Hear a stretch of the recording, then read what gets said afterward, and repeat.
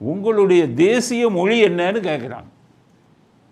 இவங்க தான் கேட்க சொல்லியிருப்பாங்க, தேசிய மொழி என்ன? அதுக்கு இந்த அம்மா என்ன சொல்லிடுச்சு, யூனிட்டி இன் டைவர்சிட்டின்னு வச்சு. You wanted to know about the national language. I think the national language of India is unity in diversity.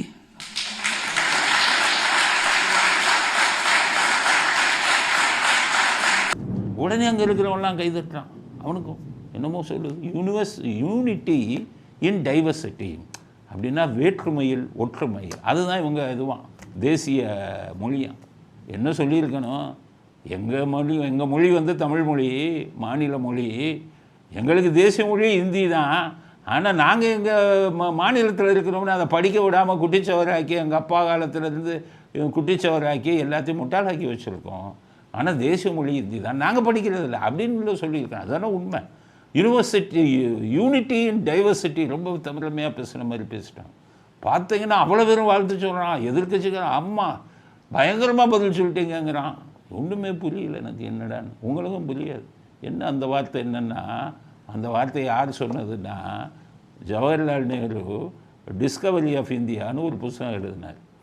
அதில் இந்தியாவை பற்றி குறிப்பிடும்போது யூனிட்டி இன் டைவர்சிட்டின்னு அந்த புத்தகத்தில் எழுதியிருக்காரு.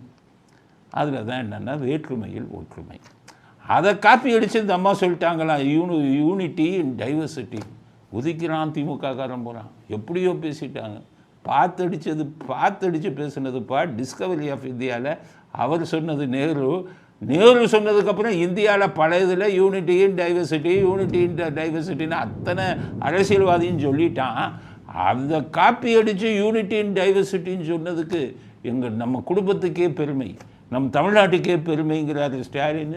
திமுக ஐடிவிங்களை பூரா என்னென்ன இருந்ததையோ ஒரு அதிசய மந்திரத்தை சொன்ன மாதிரி சொல்லிக்கிட்டு இருக்கான், கூத்தடிச்சுக்கிட்டு இருக்கான். அவ்வளோதான். இதுக்கு தான் ஸ்டாலின் வந்து அலுவலகத்துக்கு கூப்பிட்டு பொன்னாடை போற்றி பாராட்டுறாரு, யூனிட்டி இன் டைவர்சிட்டி.